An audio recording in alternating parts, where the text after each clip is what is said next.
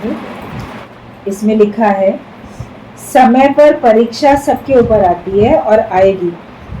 ये नहीं सोचो कि हमारे ऊपर ही परीक्षा आई है, किसी और पे नहीं आती है।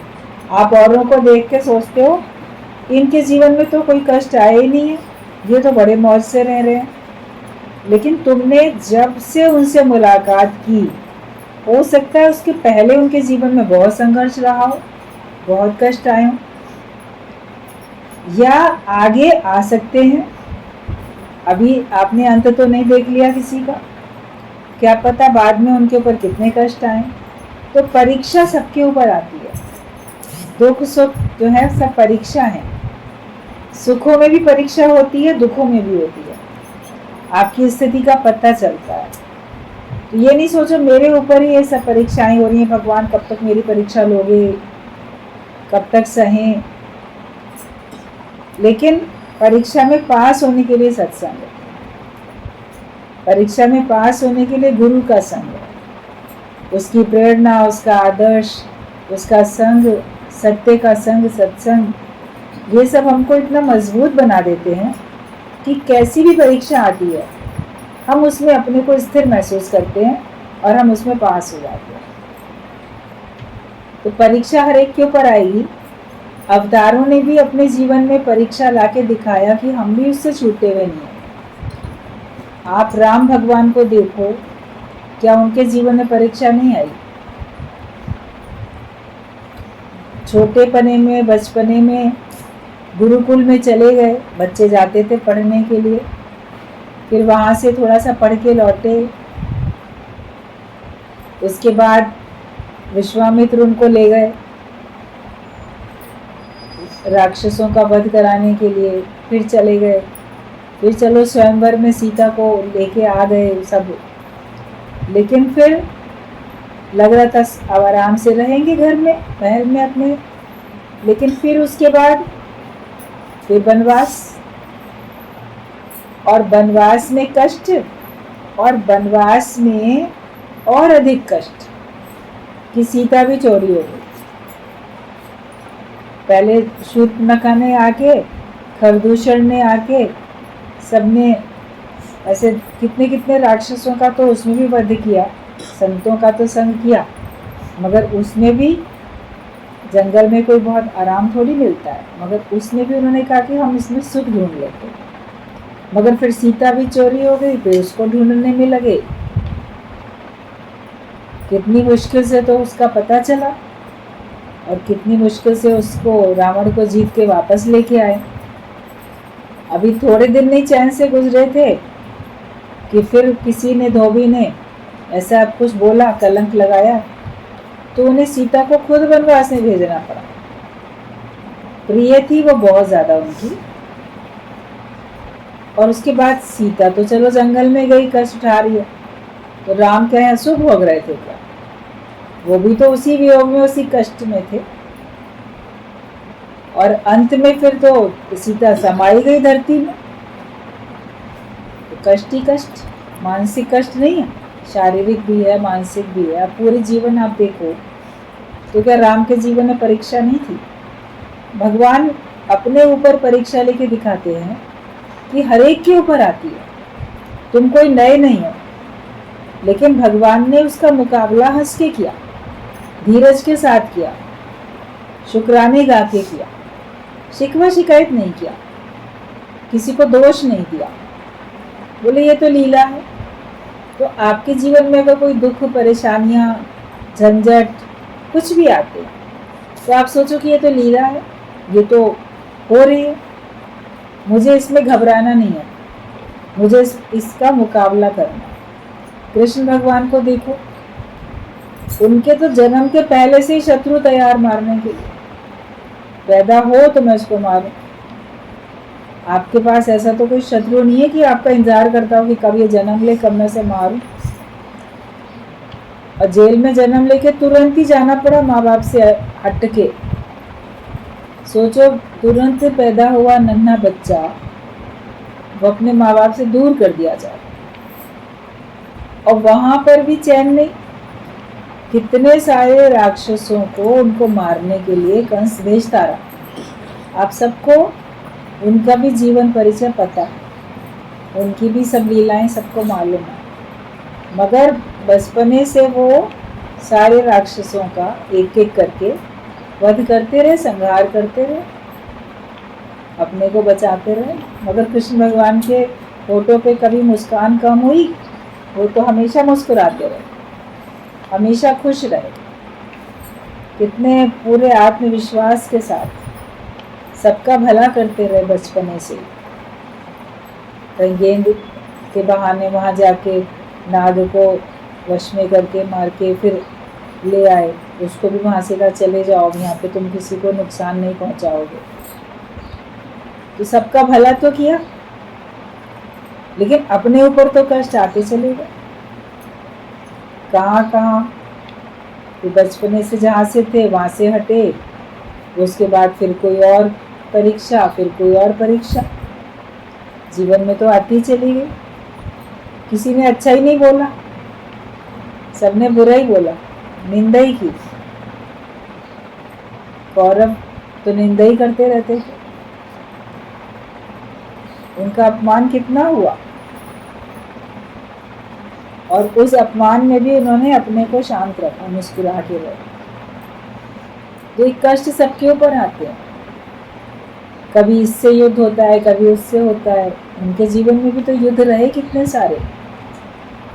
तो द्वारिका के भी राजा बन गए, तो वहाँ भी कोई ना कोई ऐसे शत्रु आ जाते थे, कैसे कैसे करके, और आखिरकार शांत होकर बैठे, और फिर उनके भी पैर में तीर लग के उनकी भी लीला समाप्त। राम ने तो अपनी मर्जी से जाके सरयू में अपने को डुबो के प्राण में दे दिए, लीला समाप्त की, और उनको किसी ने वध कर दिया धोखे से। तो कष्ट हर एक के जीवन में आते। गुरु नानक देव के जीवन में भी बहुत कष्ट आए, क्राइस्ट के जीवन में भी बड़े कष्ट आए। हैं तो ये सब अवतार, हैं तो ये सब भगवान, लेकिन उन्होंने धरती पे देह धारण की तो उसके ऊपर कष्ट देख के, उनका सामना करके हम सबको संदेश दिया। ब्रह्म ज्ञानियों के ऊपर भी आते हैं। इसलिए जो भक्त है सच्चा, वो भगवान के द्वारा मिलने वाले संकट से घबराता नहीं, उसका हंस के मुकाबला करता है, हारता नहीं है वो कभी माया के आगे। वो अपने पूरे आत्मविश्वास में रहता है। ये नहीं सोचो कि मेरे ऊपर आए, किसी और के ऊपर इतने दुख नहीं है जितने मेरे ऊपर है। लेकिन दुख तो दुख होता है, कम और अधिक नहीं होता, कष्ट कष्ट ही है। एक फांस भी लग जाएगी आपकी उंगली में तो वो भी कष्ट दे ही रही है। आंख में एक तिनका पड़ गया, वो भी कष्ट दे ही रहा है। इतनी छोटी सी फांस उंगली में या कहीं लग गई तो तकलीफ तो कितना दे रही है।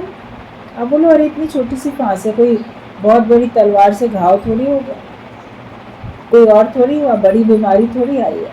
मगर कष्ट तो कष्ट है, बड़ी बीमारी या छोटी बीमारी, बड़ा कष्ट या छोटा कष्ट, बड़ा दुख या छोटा दुख, दुख दुख ही होता है।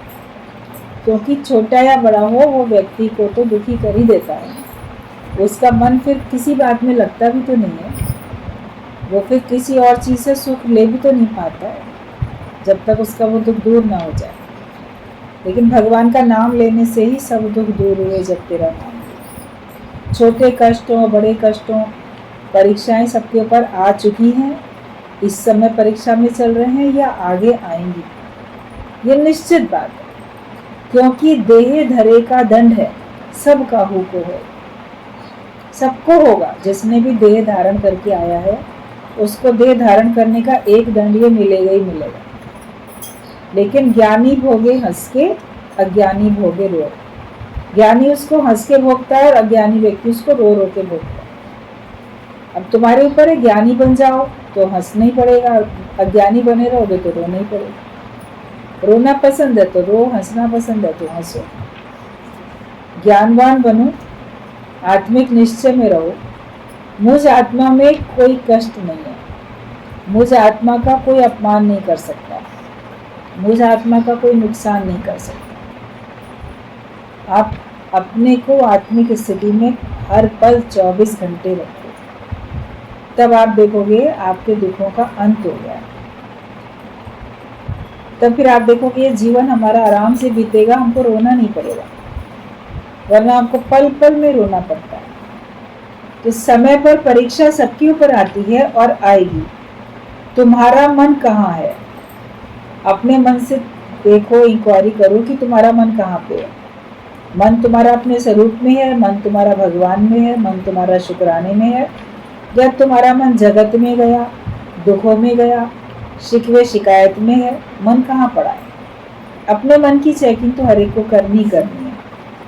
तुम कहाँ कहाँ अज्ञान बोल बैठते हो?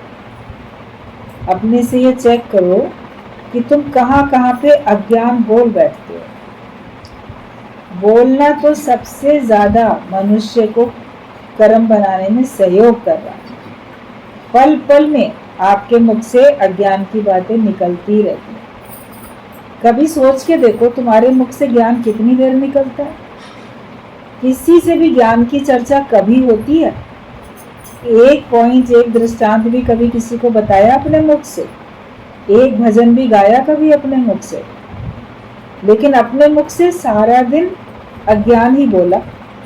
जब से सो के उठे रात तक जिससे मिले उससे चर्चा क्या की? केवल अज्ञान की। जगत की बातें करना अज्ञान है, जगत के लोगों को डिस्कस करना अज्ञान है, शिकवे शिकायतें करना अज्ञान है। अज्ञान के तो यही सारे रूप है। जगत को सत्य मानते हो, फिर जो कुछ बोलते हो, और निंदा करना तो महाअज्ञान है। आपके मुख से कब कौन कौन सी बातें किसके साथ निकलती, कोई कुछ बोलेगा ना, हाँ में हाँ मिला के आप भी उसके रंग के बोलोगे। कभी ये नहीं सोचोगे कि मुझे नहीं बोलना चाहिए ऐसा। रस आता है नाम रूप की बातें सुनने में, दूसरों की चर्चा सुनने में बड़ा रस आता है। इसके घर में ये हुआ, उसके घर में ये हुआ, उसकी लड़की फलाने के संग चक्कर चला रही है, भाग जाएगी, अच्छा भाग गई, उसकी बहू ऐसा कलेश मचाती है। सुन रहे हैं, बहुत रस ले रहे हैं, खुश हो के सबको बता रहे, उसके घर में ये घटना घट गई, उसके घर में ये घट गई। तो ये बातें सब अज्ञान तो है। क्यों रस लेते हो दूसरों की बातों को डिस्कस करके? अपने स्वरूप में नहीं आते। तो अपने से देखो कि तुम्हारा मन कहाँ पे है और तुम कहाँ कहाँ अज्ञान बोल बैठते हो। अज्ञानी लोगों के बीच में बैठ के भी अज्ञान बोलते हो, और सत्संगी लोग सत्संग वाले होके भी आपस में अज्ञान बोलते हो। तुम गुरु के साथ भी अज्ञान की बातें करते हो। अपने हर समय नाम रूप की, परिवार वालों की दुख सुख की बातें करते हो, तो अज्ञान ही तो बोल रहे हो उनके साथ भी। उनके साथ ऐसी बात कहाँ बोल रहे हो जो तुमको ज्ञान का उपदेश करें? या तुम अपना निश्चय तो बताओ, तुम अपनी स्थिति तो बताओ कि गुरु आपके पास आके इतने दिन सत्संग सुन के मेरे अंदर ये सुधार हुआ, मेरे अंदर ये परिवर्तन आया, या नहीं आया है तो मैं पूछूं कि इतने दिन से मैं सुनता हूँ, मेरे अंदर परिवर्तन क्यों नहीं आया, मुझे ये बताओ। ये तो समझना चाहिए ना। गुरु से हम कैसे प्रश्न करें, क्या बोलें उसके साथ? उसके साथ भी अज्ञान की बातें बोलते हैं, सत्संगियों के साथ भी अज्ञान की बातें, बाकी अज्ञानियों के संग तो बोलोगे ही अज्ञान। तो तुम कहाँ कहाँ अज्ञान बोल बैठते हो, इसको देखो। अपने मुंह पे ताला लगा लो। एक बार बात चल रही थी ना, आप लोगों को सुनाई गई थी कि जो तुम्हारी जबान है बहुत चलती है, बहुत बोलती है, और भगवान ने इस जबान के आगे 2-2 गेट लगा के रखे हैं। तुम्हारे दांत हैं 32 दांत, ऊपर का जबड़ा, नीचे का जबड़ा, पूरा दांतों को दांत से बीच में गेट बन गया ना, पूरा बंद हो गया, जीभ उसके अंदर है। फिर उसके बाद दोनों होठ है तुम्हारे, उनको बंद कर लो, 2 गेट हो गए। तो पहरा है ना इसके ऊपर, मगर दोनों गेट तोड़ के ये जबान खटखट चलती रहती है। तुम अपने ताले बंद ही नहीं करते हो, सोच समझ के नहीं बोलते हो। जबान बहुत चल रही है, मगर जो चल रही है उसकी चाल कैसी है ये तो देखो। शालीनता से कोई चलता है तो फिर देखने में अच्छा लगता है। कहते हैं ना, क्या हाल चाल है, हाल क्या है तुम्हारा, चाल क्या है, मतलब तुम किस तरह से व्यवहार करते हो, कैसे चल रहे हो, तुम्हारे अंदर क्या चल रहा है, तुम बाहर से कैसे चल रहे हो। चाल चलन देखते हैं ना, किसी का भी चरित्र, चाल चलन, तो हमारा चाल चलन कैसा है।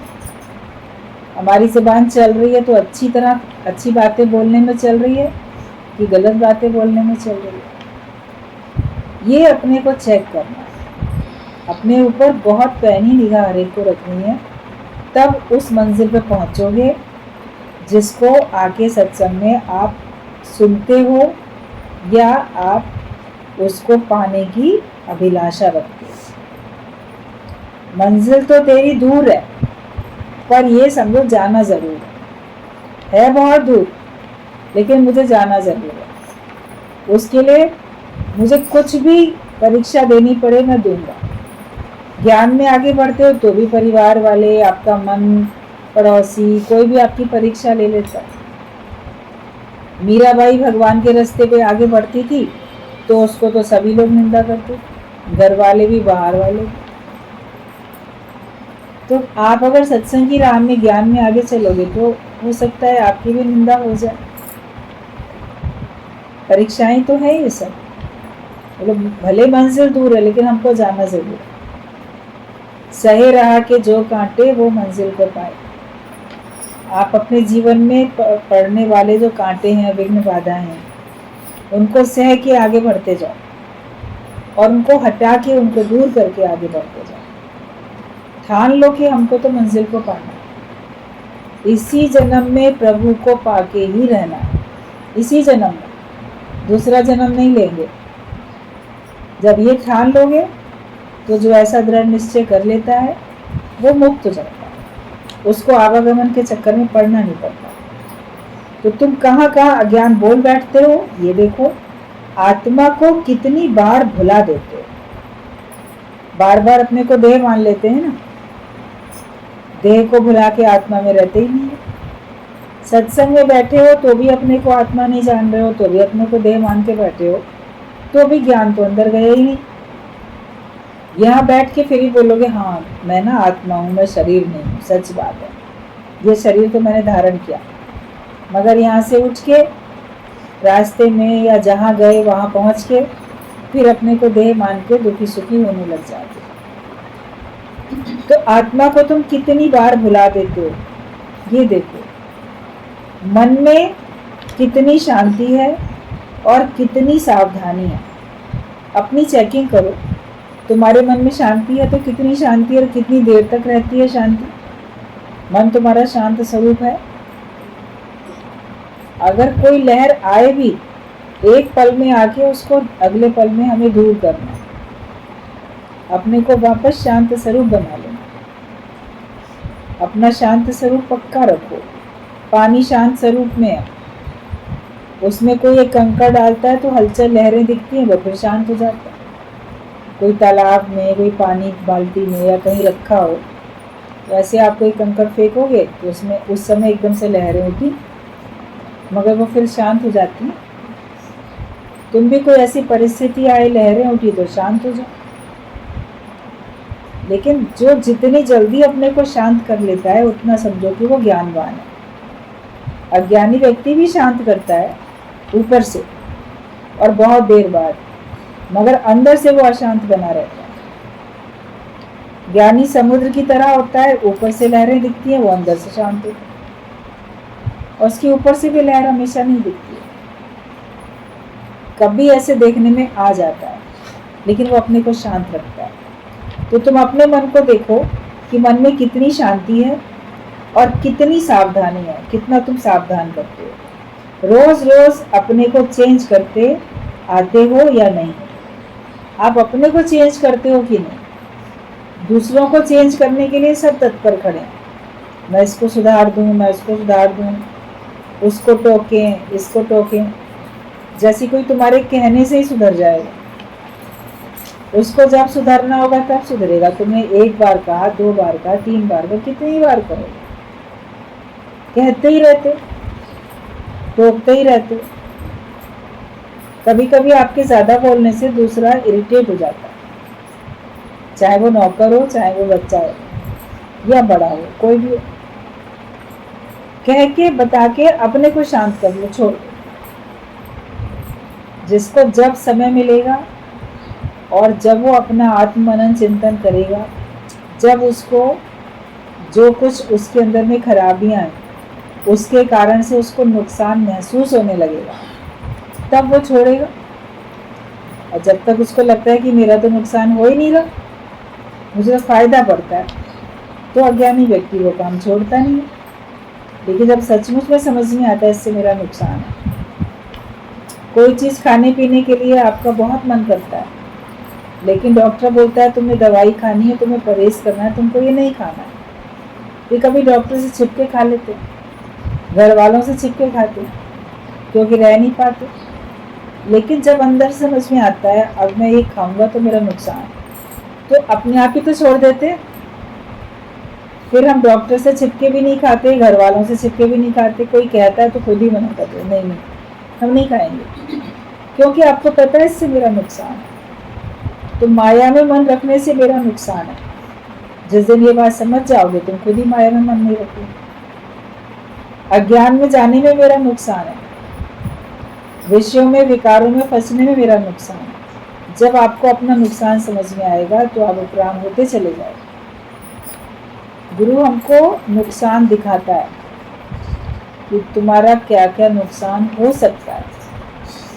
उसको सुन के कभी आपका भी विवेक जागृत जब हुआ है तो आपका भी मन निश्चय कर लेता है कि ठीक है, आज से हम ऐसा काम अब नहीं करेंगे। रोज को एक निश्चय करो, रोज को एक संकल्प करो, रोज को एक व्रत लो अपने लिए। केवल खाना पीना छोड़ देना व्रत थोड़ी होता है, संकल्प के लिए भी व्रत बोला जाता है। जैसे भीष्म पितामह के लिए बोला गया, उनका नाम पहले देवव्रत था, तो उसने संकल्प लिया, उसने कहा कि मैं आजीवन ब्रह्मचारी रहूंगा, मैं ये व्रत लेता हूँ। मतलब उसने ये संकल्प लिया, उसको भी व्रत का नाम लिया। देशभक्त भी देश की भक्ति के लिए, देश के लिए कहते हम ये व्रत लेते हैं कि हम देश को कभी भी झुकने नहीं देंगे, देश का नाम, उसको नुकसान नहीं पहुंचाएंगे। तो वो व्रत कहे जाते हैं। कई बार संकल्प को भी व्रत का नाम दिया जाता है। तो आपको रोज संकल्प करना है, रोज यही व्रत लेना। और कबीर ने भी व्रत का नाम दिया कि कबीरा ऐसा कठिन व्रत लिया जो ले सके ना कोई, कि घड़ी एक विसरू राम को तो ब्रह्म हत्या करो। तो ये व्रत लिया मतलब संकल्प लिया कि एक घड़ी भी अगर मैं भगवान को भूलूंगा तो मेरे को दोष है, ऐसा दोष है कि ब्रह्म हत्या का दोष है। ब्राह्मण की हत्या का भी दोष बहुत भारी माना जाता है। राम क्षत्रिय कुल में उनका जन्म हुआ, लेकिन रावण जो था वो ब्राह्मण कुल का था, आसुरी प्रवृत्ति का था, लेकिन वो था तो कास्ट से ब्राह्मण। तो राम ने भी जब उसका वध कर दिया, उसके बाद ब्रह्म हत्या के दोष से बचने के लिए उन्होंने भी पूजा शिव की करके उन्होंने भी उसको पाप को अपने धोया। ये दिखाया दुनिया में कि हत्या किसी की भी होती है, उसका तुम्हें फल मिलेगा, लेकिन तुम्हारे हाथों से उसी की गलती से। और वो उनका जन्म हुआ ही इसीलिए था रावण का वध करने के लिए, उनको आए इसीलिए थे देह धारण करके। उसके बावजूद भी कि नहीं ब्रह्म हत्या का दोष है, उससे हमें निवृत्त होना है, उसके लिए उन्होंने अनुष्ठान पूजा पाठ की। तो हर पल एक घड़ी भी अगर हम भगवान को भूलते हैं तो समझो हमारे ऊपर ब्रह्म हत्या का दोष लगता है, भगवान की ही हत्या का दोष लग जाएगा, ब्राह्मण की हत्या से भी बढ़ के ऐसा दोष हमारे ऊपर लगेगा। तो कितना पाप है, हर एक कितना कितना भगवान को भुला के बैठा है, कितना कितना अपने शरीर को भुला के बैठा है, तो वो दोषी है। तो हमें रोज रोज अपने को चेंज करना है। हम अपने को बदलते नहीं, दूसरे को बदलना चाहते हैं। लेकिन ये सोचो, दुनिया ना बदले बदल जाए, दुनिया सुधरे ना सुधरे, मैं तो अपने को बदल लूं। अपने विचार चेंज करने आने चाहिए। आप टीवी में जो चैनल चल रहा है उसमें जो कुछ देख रहे हो, आपको वो नहीं देखना, कुछ और देखना है, तो एक पल में आप चेंज करते हो ना चैनल। पहले रेडियो चलते थे तो आप उसकी सुई चेंज कर दिया करते थे। जहाँ उसकी सुई जिस नंबर पे होती थी वहाँ पे जो कुछ चल रहा है वो आपको नहीं सुनना है, तो आप उसको बदल के दूसरा स्टेशन लगाते थे। अभी रेडियो नहीं चलते हैं, अभी टीवी चलता है, तो उसका चैनल आप चेंज कर देते हो कि जो मुझे इस समय ज़रूरी लग रहा है, जो मुझे अभी पसंद है, मैं वही देखूँगा। तो अपने मन के विचार भी तो तुरंत बदलो ना। जो विचार तुमको पसंद नहीं है वो विचार अपने मन में क्यों रख के बैठते हो? वो विचार तुरंत बदल दो। जो विचार हमको पसंद है वो अपने मन में रखो। मन भी तुम्हें वही सुनाए और मन को भी तुम वही सुनाओ जो तुम्हें पसंद है। हर समय आप अज्ञान को याद करो, हर समय अपने दुखों को, तकलीफ़ों को याद करो। इसका मतलब तुमको वो पसंद है, तभी तो तुम उनको याद करते हो। अपने मन को चेंज करना सीखो एक पल में। ज्ञानी अपने मन को एक पल में बदल लेता है, लेकिन अज्ञानी व्यक्ति सालों साल लग जाते हैं, वो मन को बदल नहीं पाता। बहुत अपने ऊपर कृपा की ज़रूरत है। अपनी कृपा बहुत करो, तब आपको सचमुच में जीवन में लगेगा अब मेरे अंदर में आनंद आया। तो रोज़ रोज़ अपने को चेंज करते आते हो या नहीं? अपनी खबरचार देते आओ, अपनी हालचाल, अपनी खबरचार आप देते चले आओ गुरु को, और अपने आप को भी, कि हाँ मैंने अपने मन को बदल लिया। मेरा मन पहले जगत में था, अब मेरा मन भगवान में रहता है। गुरु से सब सच्चे बनो तो गुरु ही तो पक्का करेगा तुम्हारा अज्ञान निवृत्त हो। उसके लिए तुमको गुरु से सच्चा बनना है। सच्चाई से अपने अंदर की स्थिति बताओ, चाहे वो पॉजिटिव हो चाहे वो नेगेटिव हो, आपको सच्चाई से बतानी है। जब आप वो बता देते हो तो गुरु उसके ऊपर आपको युक्ति बताता है, उसके ऊपर आपको ज्ञान देता है, जिससे आपका ज्ञान फिर पक्का होता है। तो गुरु से सच्चे बनो तो गुरु ही पक्का करेगा। मन के ख्यालों को अंदर छिपाओ नहीं तो नासूर हो जाएगा। तुम्हारे मन के ख्याल जो हैं उनको छिपाओ नहीं, वरना क्या है, तुम्हारे अंदर नासूर बन जाएगा। नासूर ऐसी चीज़ होती है जो अंत तक कभी ठीक होती ही नहीं है। बाकी चीज़ें ठीक हो जाती हैं, छोटे छोटे फोड़े, फुंसी, वो सब ठीक हो जाएंगे, घाव तुम्हारे ठीक हो जाएंगे। दवाइयाँ देंगे डॉक्टर, एंटीबायोटिक लगाओ भी खाओ भी, तो आपके घाव अंदर से सूख जाते हैं। कभी किसी को बेड सोर हो जाते हैं, कभी कुछ और दवाइयाँ, किसी और कारण से उनके घाव ऐसे होते हैं, लेकिन वो ठीक हो जाते हैं। लेकिन कोई घाव ऐसा हो जाता है जो नासूर बन गया होता है, वो फिर ठीक नहीं होता। उसमें से तो जैसे कि रिश्ता ही रहता है गंदगी, वो कभी हील होता ही नहीं है, नासूर ऐसा होता है। तो ये देखो, अगर तुम गुरु से बात छिपाओगे तो तुम्हारे अंदर मन में नासूर बन जाएगा। मतलब वो अज्ञानता का विचार, वो दुख का विचार, वो कभी तुम्हारे से जाएगा ही नहीं, वो रहेगा ही तुम्हारे जीवन में, और वो तुमको तकलीफ देता ही रहेगा। जैसे आपके अगर कोई कांटा पैर में लग जाए और पैर पक जाए, तो जब तक वो कांटा अंदर है तब तक वो ठीक होएगा ही नहीं। इसलिए उस कांटे को निकालना तो ज़रूरी होता है। तो तुम्हारे अंदर मन में जो कुछ है अज्ञान का विचार, उसको निकालना ज़रूरी है। लेकिन निकालने के बाद जो तुम्हें औषधि दी जाए ज्ञान की, उसको भी तो लगाना है। आप निकाल दो गहरा घाव, फिर वो अब तो निकल गया ना, अब हम दवाई नहीं खाएंगे, अपने आप ठीक हो जाएंगे। तो कभी अपने आप ठीक हो सकते हो, कभी नहीं भी तो हो सकते हो। तो गुरु कहता है कि साथ में तुम ये ज्ञान के वचन अपने को लगाओ मन में, तुम देह नहीं हो तुम आत्मा हो, ये विचार तो रखो। अगर ये विचार नहीं रखोगे, वापस अपने को देह मान के चलोगे, तो फिर तुम्हारा तो अज्ञान कभी जाएगा ही नहीं, तुम्हारा दुख कभी जाएगा नहीं। अज्ञानी व्यक्ति की ये हालत होती है, वो कभी किसी बात में कभी किसी बात में दुखी होता ही रहता है, या कभी सुखी हुआ कभी दुखी हुआ। तो जैसे बच्चा छोटा अभी हंसा अभी रोया, फिर हंसा फिर रोया। छोटे बच्चे आपको लगेगा देखो कैसे आंसू बहा के रो रहा है, 2 मिनट में उसको बहला दो एकदम हंसने लगता है। तो अज्ञानी व्यक्ति की ऐसे ही हालत है। तो अपने को ज्ञानवान बनाओ और अपने मन के ख्यालों को अंदर छिपाओ नहीं तो नासूर हो जाएगा। सब एक दूसरे को चढ़ाओ, मतलब ऊंचा उठाओ, किसी पर भी हंसो नहीं कि इसे तो अभी भी मन आता है, पर हम हर एक करे अपना आप उद्धार। आप दूसरे को ऊंचा उठाने की बात करो, दूसरे को नीचा गिराने की बात नहीं करो। आप बोलो अरे ये तो ना अभी तक इसको मन आता रहता है, मन में ऐसे ख्याल अज्ञानता के आते रहते हैं, ये तो इतने साल से सत्संग में आ रहा है, इसका तो अभी तक अज्ञान गया ही नहीं।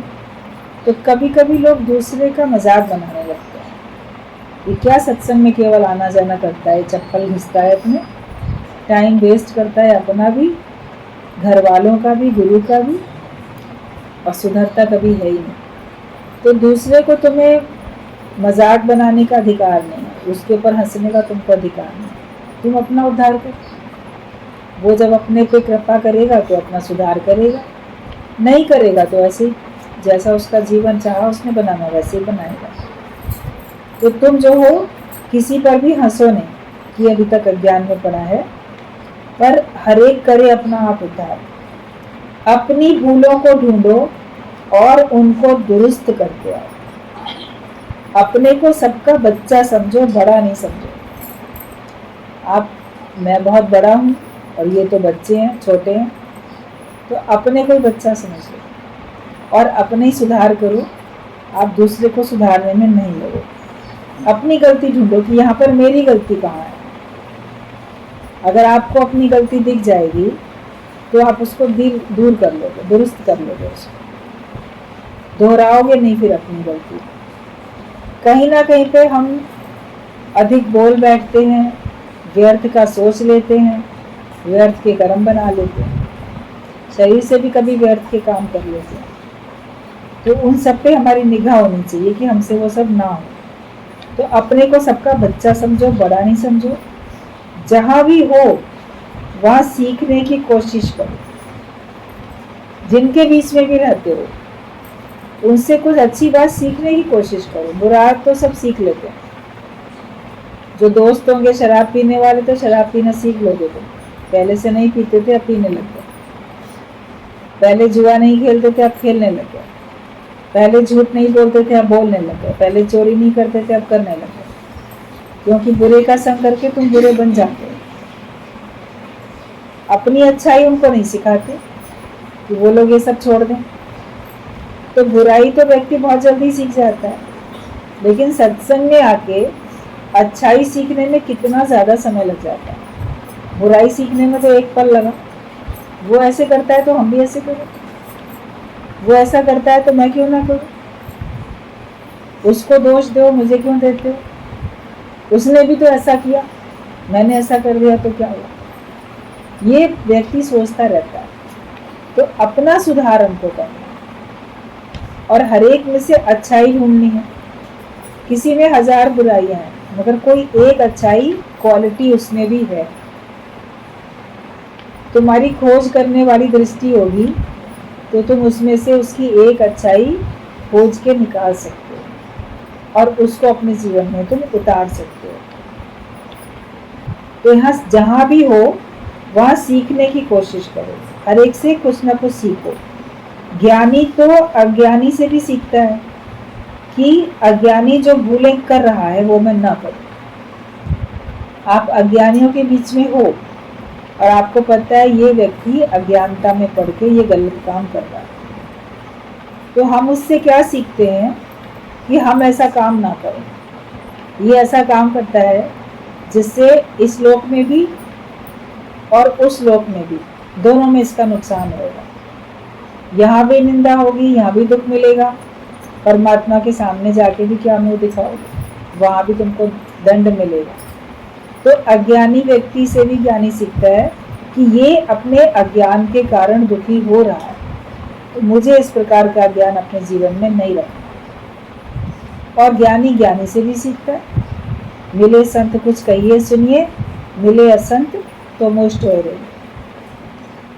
मौन में रहो जब अज्ञानियों के बीच में बैठो, ज्ञानियों के बीच में बैठते हो तो कुछ उनकी सुनो, कुछ आपके पास जो पॉइंट है ज्ञान का कुछ वो बताओ, वरना आपको मौन करनी है। तो ज्ञानी तो अज्ञानी से भी सीखता है कि अज्ञानी जो भूलें कर रहा है वो मैं ना करूं।